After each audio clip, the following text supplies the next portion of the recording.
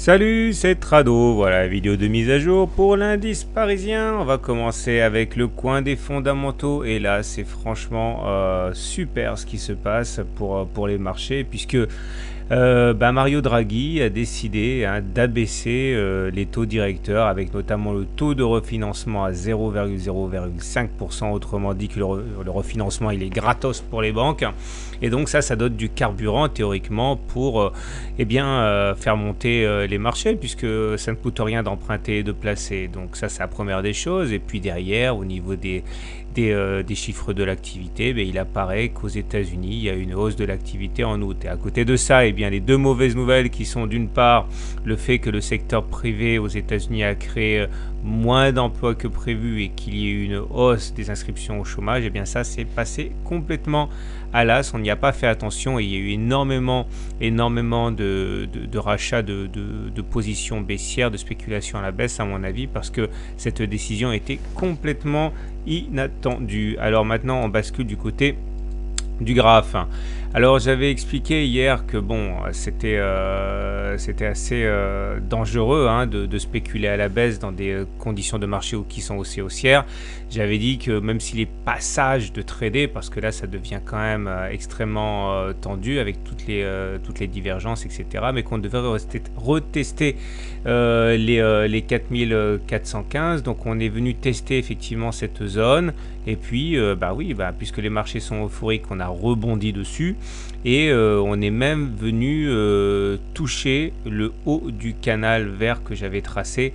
Et vous voyez, ça c'est très important, je suis désolé de me répéter, mais c'est pas parce que le marché vous semble irrationnel qu'il faille nécessairement aller contre sa direction, parce que vous risquez de vous faire encore une fois complètement laminer. Et l'exemple d'aujourd'hui est assez significatif. Alors on s'est arrêté où? On s'est arrêté d'une part sur le haut du canal vert, j'en ai parlé. On s'est arrêté également sur la Bollinger supérieure. Je vous rappelle quand même que la plupart des clôtures se font à l'intérieur, donc on n'a pas voulu passer la Bollinger supérieure, et on s'est surtout arrêté sur ce gap là qui restait. Souvenez-vous, j'avais mis un petit rectangle pour pas prendre trop de place. Le premier gap a été bouché ici avec l'envolée suite à la déclaration de monsieur Draghi. Il nous restait un gap ici qui n'était pas bouché entre la séance du 24 juin et la séance du 25 juin, et on est venu donc pile poil clôturer au dessus. Alors maintenant, ce qu'il y a de neuf également, c'est que il y a le troisième, ou quatrième ou cinquième, c'est comme vous voulez, indicateur de fond qui a basculé haussier. Regardez notre cours du CAC qui est maintenant au-dessus du nuage. Et nous avons confirmation du filtre de la lagging span ou de la Chinku qui est au-dessus des prix. Donc au regard de cet indicateur technique, nous avons effectivement une tendance haussière au regard du SAR que j'ai pas fait figurer aujourd'hui, au regard du super trend, au regard de la moyenne mobile à 20 séances et au regard du système Ichimoku. Alors il faut savoir que la Chinku a tendance à rencontrer sur son chemin les mêmes obstacles que les cours eux-mêmes, et vous voyez que là ça devrait pas être facile à passer parce que nous avons les cours qui vont venir buter contre ce gap, la Chinku qui est enfoncée dans son nuage et qui vient également buter contre ce gap là. Même si la tendance de fond elle est haussière, attention, la séance de demain risque d'être mouvementée. Souvenez-vous également que pour confirmer une cassure de courbe importante sur le système Ichimoku, il faut une séance de confirmation. Donc pour vraiment faire bien les choses, il faut que demain on clôture encore au-dessus du nuage, mais a priori ça devrait être assez facile à faire tellement on a pris d'avance aujourd'hui. J'aimerais quand même regarder avec vous la tendance hebdomadaire, même si c'est pas encore vendredi, mais j'avais dit déjà dans l'analyse de vendredi qu'il y avait un hiatus, un décalage entre les tendances journalières qui étaient toujours assez hésitantes et la tendance hebdomadaire qui était clairement haussière. Vous voyez, vous comprenez l'adage selon lequel c'est pas le chien qui remue la queue, c'est-à-dire c'est pas les unités courtes qui commandent, c'est les unités longues. Et c'est vrai que si on se contentait de faire des trades hebdomadaires, depuis qu'on a rebondi sur le nuage, ici, on est quand même vachement bien orienté. On revient sur le journalier, rapidos, et on regarde les indicateurs techniques. Alors là, beaucoup de choses à dire. Tout d'abord, je m'étais plaint hier du fait qu'on n'avait pas beaucoup de volume. Bon, je pense que ça met tout le monde d'accord. Il y a une très forte hausse des volumes. Autrement dit, de deux choses l'une, soit ce sont des des haussiers qui sont rentrés anticipant à la reprise des marchés avec toutes ces liquidités, soit ce sont en grande partie des rachats de short, peut-être que c'est les deux aussi, mais en tout cas là, la hausse des volumes est au rendez-vous. Maintenant, on remarquera aussi, et ça j'en ai déjà parlé, que... alors attendez, qu'est-ce que je fais? Non, c'est pas sur l'OBV. Oui, c'est le CCI et le stochastique. Alors le stochastique maintenant, comme d'habitude, hein, il est dans sa zone de surachat, ça n'a pas changé. Donc zone extrêmement porteuse pour les haussiers, même si c'est un peu exagéré. Mais on repasse au-dessus du signal. Donc franchement, on est un gros signal encore. Le momentum, rien n'a changé à ce niveau. On est toujours positif, mais avec une situation de divergence baissière. Et le CCI, on est au-dessus de 100, donc il redresse sa course. Je pense qu'il va falloir remettre l'oblique à jour, parce que là, elle a été cassée depuis pas mal de temps. On reviendra sur ça sans doute demain. Mais en tout cas, bon, tout ça pour dire que pour demain, mon scénario est le suivant. Je pense que compte tenu de cette zone assez importante là, de résistance qui a bloqué les cours aujourd'hui, considérant qu'il y a aussi l'oblique, considérant qu'il y a la Chinku qui va rencontrer le gap, considérant que voilà, nous sommes au contact de la Bollinger Super, je pense qu'on va encore éventuellement tenter de repasser cette zone, mais je ne pense pas à titre personnel qu'on va réussir à le faire. Mais attention, vous avez compris, hein, c'est pas parce que l'analyse technique dit que normalement ça devrait caler qu'il faut spéculer à la baisse, parce que là on est clairement dans un mouvement de rallye, hein, c'est irrationnel. Donc le pronostic que je fais ne signifie pas pour autant qu'il faille spéculer à la baisse, hein. On fait de l'anticipation d'évolution des cours.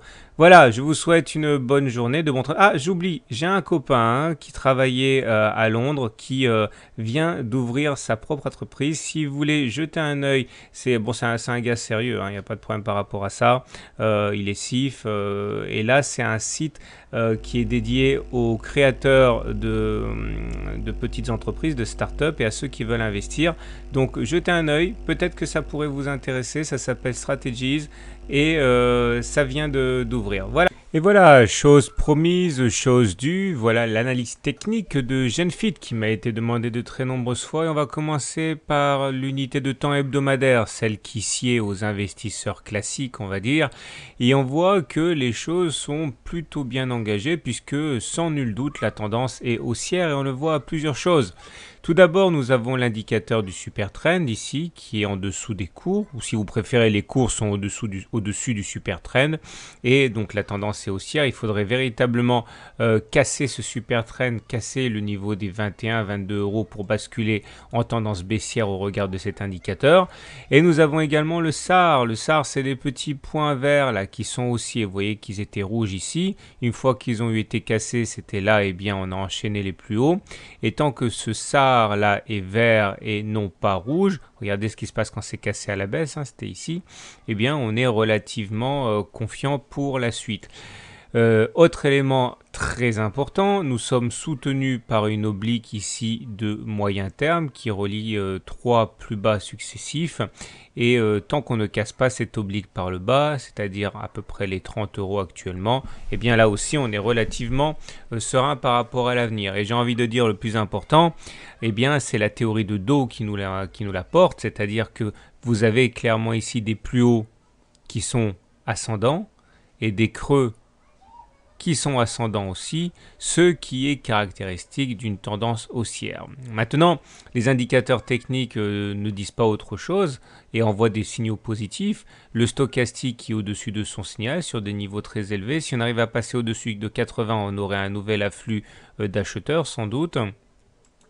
Nous avons également le MACD qui est au-dessus de son signal et qui est positif. Donc ça aussi, ça montre que la tendance en cours n'est pas menacée et que le momentum est positif. Maintenant, il faut quand même attirer le regard sur des éléments qui montrent que la tendance haussière en cours est en train de s'essouffler.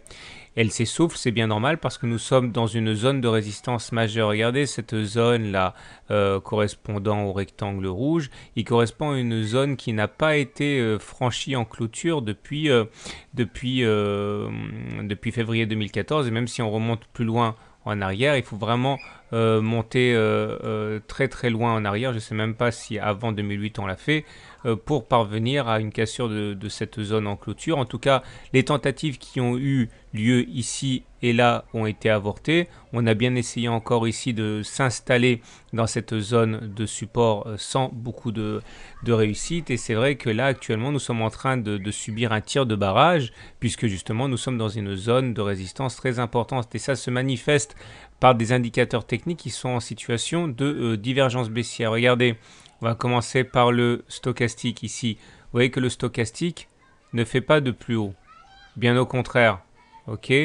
Et pendant que les cours font des plus hauts, ni le stochastique, ni le MACD, alors il faut que je zoome un petit peu, vous allez voir, ni le MACD, ni le momentum ne font de plus haut. C'est-à-dire que même si les indicateurs techniques sont globalement bien orientés, ils ne confirment pas le nouveau pic auquel on assiste cette semaine en ne faisant pas eux-mêmes des plus hauts. Autre élément qui peut être quand même un élément qui incite à la prudence, ce sont les volumes. Regardez les volumes. Normalement, lorsqu'une tendance haussière est saine et forte, on a des plus hauts qui sont ascendants en termes de volume. Et regardez ici, nous avons bien des volumes qui ont augmenté entre ce pic-là et ce pic-là. Par contre, avec le nouveau pic qui a été fait cette semaine, on n'a pas de volume ascendant. Autrement dit, on monte un petit peu dans le vide. Il n'y a pas énormément d'intérêt acheteur en termes de volume et ça doit inciter à la prudence. Donc, pour faire un bilan global, oui, la tendance est haussière, mais la dynamique en cours est en train de s'épuiser. Il faudra suivre de près la fin de semaine. Si on échoue une fois de plus à clôturer à l'intérieur de ce rectangle rouge, ce sera une alerte qu'il ne faudra pas prendre à la légère. On va maintenant passer à l'unité de temps journalière.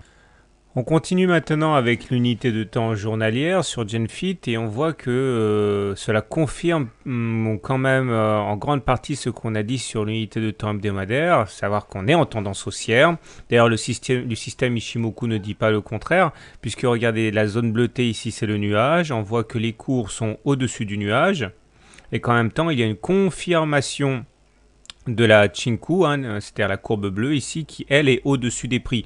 Et lorsque les cours sont au-dessus du nuage et que la Chinku est au-dessus des prix, ça veut dire que la tendance est haussière. Ça veut dire aussi que vendre à découvert maintenant relève quand même de l'inconscience. Il demeure que là aussi, il y a des résistances puisque nous sommes en train de buter pour la deuxième séance consécutive sur les 33,5 € qui correspondent au plus haut de la séance du 23 juillet. Et c'est ça qui nous empêche de finir notre rotation pour aller éventuellement toucher cette oblique ici qui constitue le haut de notre biseau d'élargissement, de notre figure d'élargissement. Donc il faut absolument clôturer au-dessus des 33,5 et préférablement avec une deuxième clôture de confirmation, donc 2 bougies de suite au-dessus des 33,5 € pour libérer un potentiel haussier important.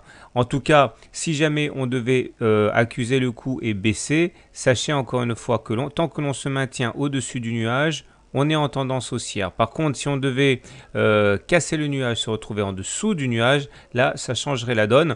Et les indicateurs techniques incitent également à la prudence.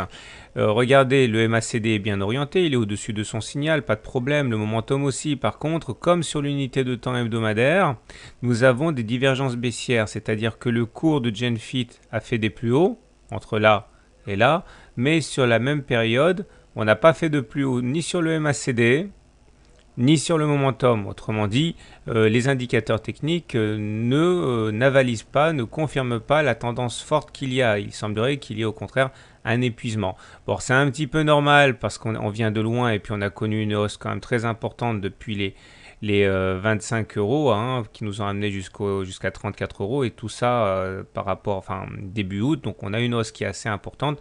Peut-être est-ce le temps de consolider. En tout cas, si vous êtes acheteur, soit à mon avis vous devez attendre que l'on revienne sur des niveaux un petit peu plus solides, soit vous devez attendre que l'on casse significativement les 33,5, la résistance, parce qu'acheter maintenant, c'est quand même s'exposer à un mouvement de reflux important, à un moment où la dynamique haussière est en train de s'épuiser. En tout cas, pour finir et pour résumer, en hebdomadaire, c'est haussier, en journalier, c'est haussier, mais dans les deux cas, il y a des signes d'affaiblissement de la dynamique haussière.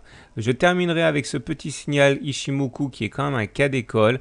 Regardez, ici, nous avons la Tenkan qui a croisé la Kijun à la hausse.